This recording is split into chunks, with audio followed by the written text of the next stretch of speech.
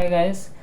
मैंने आपको last video matrix search जो हमने सवाल किया था उसमें मैंने आपको बोला था कि असाइनमेंट दूंगा मैं, और आपको मिला होगा डिस्क्रिप्शन में 2 सवाल है ना। तो उन 2 सवाल में पहला सवाल है स्मॉलर और इक्वल एलिमेंट्स, और दूसरा सवाल है सॉर्टेड इंसर्ट पोजीशन। तो एक एक करके देखते हैं दोनों सवाल, ठीक है। सबसे पहला वाला इस वीडियो में देखते हैं। सबसे पहला स्मॉलर और इक्वल एलिमेंट्स। टैग है वेरी इजी, आई होप आपने कर लिया होगा। अगर आपसे नहीं हुआ है तो कोई दिक्कत वाली बात नहीं है, अभी हम डिस्कस करेंगे, पूरा क्लियर हो जाएगा कैसे करना है। ओप्स, सोल्यूशन ऑलरेडी लिखा हुआ है, क्योंकि मैंने अपने प्रिपरेशन के टाइम में सारा सवाल किया था। मेरा भी इंटरव्यू बिट में रैंक भी, ग्लोबल रैंक भी 500 कुछ चल रहा होगा, है ना। तो बेसिकली तो सारे सवाल में, ऑलमोस्ट सारे सवाल नहीं बोलूँगा टू बी वेरी ऑनेस्ट, वरना मेरा रैंक 1 होता या एटलीस्ट और बढ़िया होता। एनीवेज, तो बहुत सारे सवाल किए हुए थे, तो ये वाला तो वेरी इजी था, इसलिए ये तो कर ही लिया था। इनफैक्ट ये मैंने 1 मिनट में कर लिया था। तो खैर वो सबसे फ़र्क नहीं पड़ता, क्योंकि मेरे को उस टाइम तक आता था, मैंने सीपी कर रखा था ना। तो एनीवेज, दिस इज सवाल सेज कि given an sorted array A of size N, find the number of elements which are less than और इक्वल टू बी। ठीक है, तो हमें नंबर ऑफ वो एलिमेंट्स निकालना है such that all the element number of elements which are less than और equal to B. तो एक बार इधर आते हैं। लेट्स से कि हमारा 1 2 3 4 5 6 ऐसा है, और हमारा बी है, नहीं मान लीजिए 7 7 8, और बी हमारा मान लीजिए 6 है। ठीक है, बी 6 है, तो हमें ऑल द एलिमेंट्स निकालना है विच आर लेस देन और इक्वल टू। ठीक है, तो सबसे पहला काम हमारा क्या होगा? सबसे पहला होगा हम ये निकाल ले, हमें लेस देन और इक्वल टू वो सारे एलिमेंट्स निकालना है। ठीक है, तो हम मैक्सिमम इंडेक्स निकाल सकते हैं क्या? Max index such that A of I was less than equal to B. Maximum index I, ये निकाल सकते हैं क्या हम बाइनरी सर्च के मदद से? लीनियर सर्च से तो आपको क्लियर दिख रहा होगा, है ना। लीनियर सर्च से तो आपको क्लियर दिख रहा होगा। बाइनरी सर्च की मदद से, लीनियर सर्च से क्या करेंगे हम? एक बार एक चलते जाएंगे जब तक, क्योंकि सॉर्टेड है तो जब तक 6 या 6 से ज़्यादा नहीं बन जाता तब तक काउंट कर लेंगे, बस हो गया हमारा। ठीक है, तो अगर हम निकाल लेते हैं वो index which is the maximum index which is less than और इक्वल टू वो, तो अगर इंडेक्स 3 है तो हमारे उसके पीछे वैल्यू कितने है? 4 है। क्यों? क्योंकि 0 से चालू हो रहा है और कोई आई पे ख़त्म हो रहा है, मान लीजिए। तो 0 से i is i plus 1 elements. Actually 0 से काउंट हो रहा है ना, तो आई प्लस 1 एलिमेंट्स होंगे, है ना। तो इसीलिए अगर हमें इंडेक्स पता चल जाता है तो i plus 1 will be the answer. अगर इंडेक्स आई है तो i plus 1 will be the answer. ठीक है, तो हमें बस ऐसा इंडेक्स निकालना है। तो क्या कर सकते हैं हम बाइनरी सर्च लगा सकते हैं। कैसे और क्यों? बाइनरी सर्च कब हम लगा सकते हैं? बाइनरी सर्च हम मोनोटॉनिक सीक्वेंसेस में लगा सकते हैं। ये मोनोटॉनिक है, इसीलिए हम बाइनरी सर्च लगा सकते हैं। और अब बाइनरी सर्च कैसे लगाना है? मान लीजिए हम कोई भी मिड एलिमेंट पे है, ठीक है, ए ऑफ मिड पे है। If A of mid is less than और इक्वल टू बी, तो हम वैल्यू बढ़ाएंगे या घटाएंगे? बढ़ाएंगे।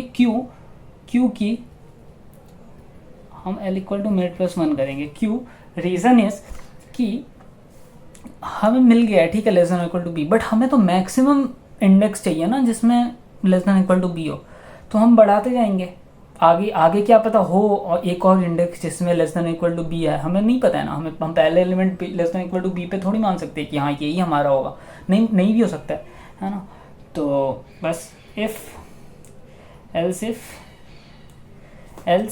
एल्स लिख देंगे तो ही चल जाएगा, क्योंकि एक और दूसरा कंडीशन क्या है? A of mid greater than. तो एल्स क्या कर लेंगे हम? R equal to mid minus 1 कर लेंगे, है ना। क्लियर है? इसका ऑपोजिट काइंड ऑफ कि मिड माइनस 1, कि हमारा A of mid is greater than B, मतलब पीछे कहीं ना कहीं होगा, है ना आंसर। इधर इसमें तो नहीं होना है ना। तो सॉरी,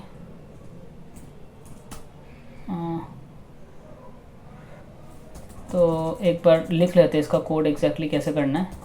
ठीक है, तो एल इक्वल टू 0 होगा, आर इक्वल टू, और आंसर हमारा क्या होगा? जो भी हमारा इंडेक्स मिलेगा उसका +1, है ना, ये याद रखना है आप एक बार। तो लेस देन और इक्वल टू, एक आंसर वेरिएबल भी अपन साथ में रखते हैं, ठीक है। इफ़ ये अच्छा मिड तो लिख बना ही नहीं, हम बहुत जल्दी में हूँ मैं।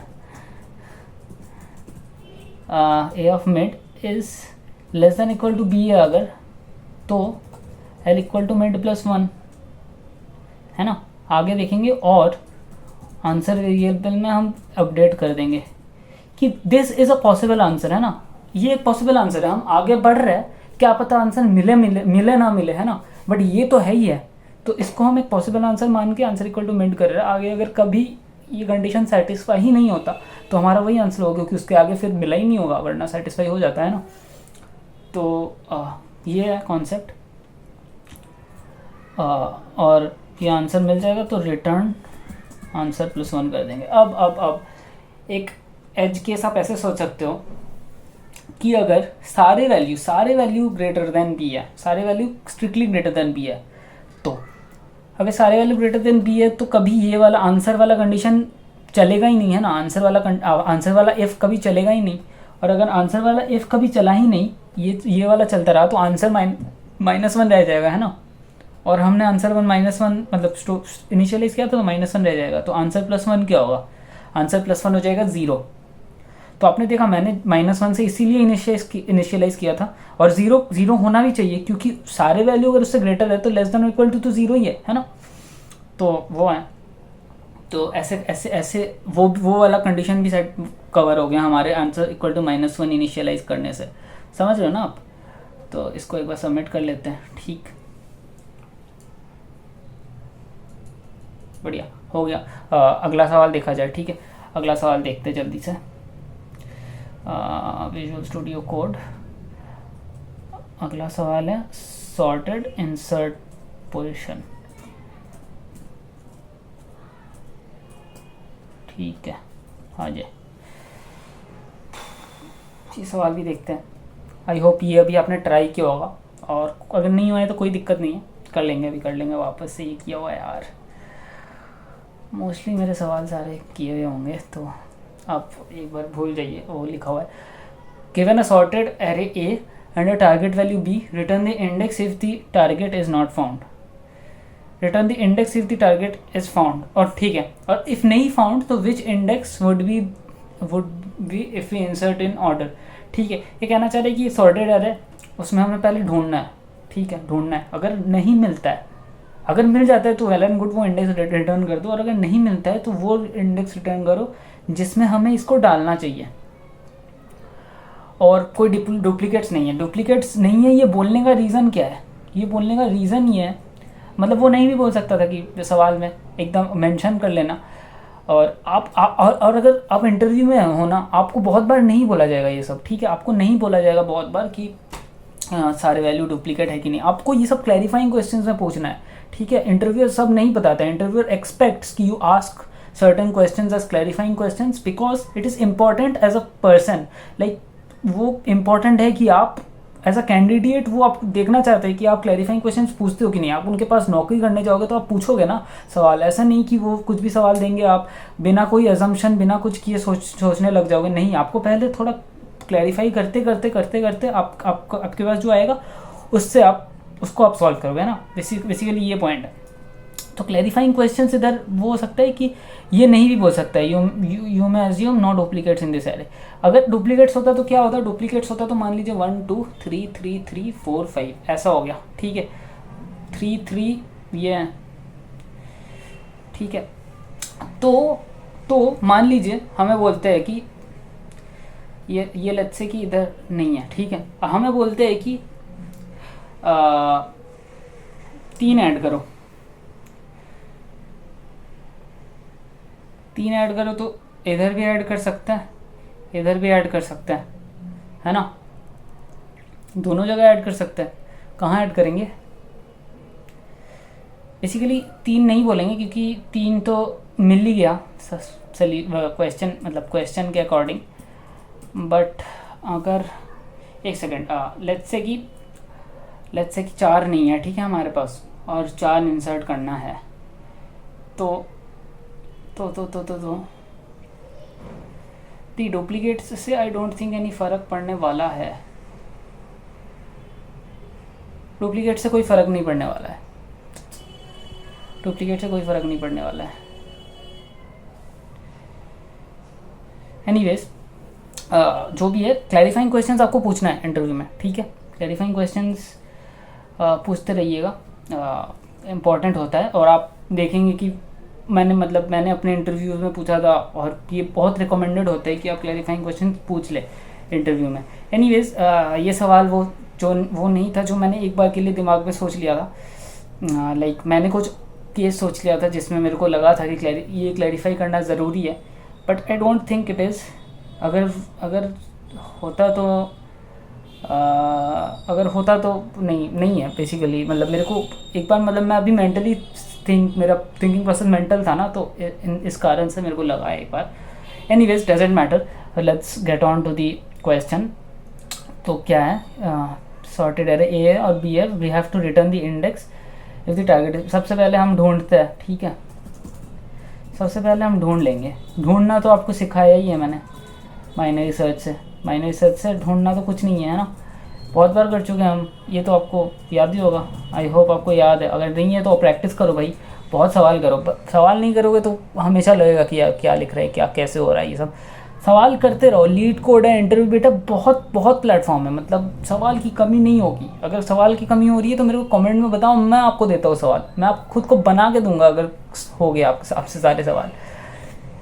नहीं, ज़्यादा बोल दिया वैसे, तो बना के देना मेहनत है, बट हाँ बहुत सवाल है। और अगर आप एक ही टॉपिक के इतने सवाल कर लोगे तो आपको दूसरा टॉपिक भी तो देखना है अल्टीमेटली। ऐसा थोड़ी है कि बस बाइनरी सर्च आने वाला है या बस कुछ चाहेगा।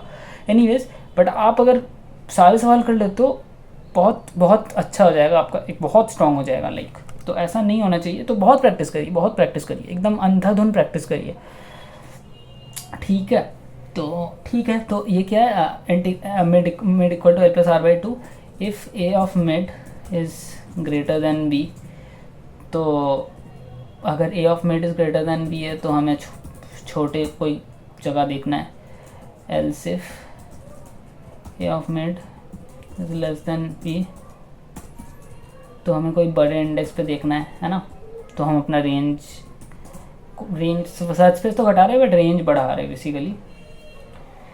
Else return equal to mid, ठीक है। अगर आंसर होता तो उसमें मिल जाना होता, ठीक है। और हमें 1 बेस्ड इंडेक्सिंग करना है या 0 based. 5 is found at index 2, 0 based, ठीक है। कैसे सोचा मैंने, 5 इधर 0 1 2, तो 0 बेस्ड इंडेक्सिंग जो होगा, अगर 1 से इंडेक्सिंग स्टार्ट होगा तो 1 बेस्ड इंडेक्सिंग कहते हैं, अगर 0 से स्टार्ट होता है इंडेक्सिंग तो 0 बेस्ड इंडेक्सिंग कहते हैं, ठीक है। और ठीक है। तो इसका मतलब अगर हम इस पार्ट पे पहुंच जाते हैं कोड के, मतलब हमें नहीं मिला है वो, है ना, हमें नहीं मिला है, तो कोई बात नहीं भाई। वापस इनिशियलाइज करते एल को 0 से और आर को ए डॉट साइज -1 से, while L less than equal to R and mid equal to L plus R by 2, ठीक है। अब हमें वो मैक्सिमम वैल्यू निकालना है। अब हमें, हाँ लेट्स से कि 2 है, ठीक है।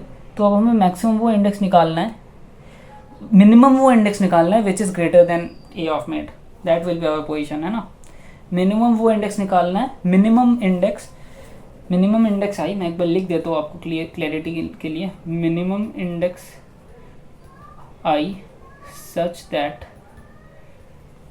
A of I is greater than B, ठीक है।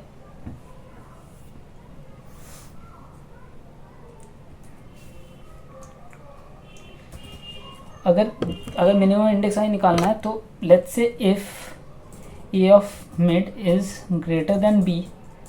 अगर आपका A of mid greater than B होता है, अगर आपका A of mid is greater than B, ठीक है, मतलब पीछे का ही होगा आपका आंसर, है ना। बट ये कंडीशन सेटिस्फाई कर रहा है ना, तो पीछे तो होगा कहीं, बट ये भी एक आंसर हो सकता है, इसीलिए हम इसको एक पॉसिबल आंसर मानेंगे, क्योंकि हमारा condition says that A I less greater than B, है ना। पीछे देखेंगे वरना हम आगे देखते जाएंगे, ठीक है। और ये जो आंसर होगा हमारा, ये आंसर जो है इसको हम किससे इनिशियलाइज करना चाहेंगे। कॉर्नर के सोचिए एक बार कि अगर ये चीज़ कभी ये कंडीशन कभी सेटिस्फाई होता ही नहीं है, इसका मतलब क्या है कि AI के सारे वैल्यूज़ लेस देन बी है ना।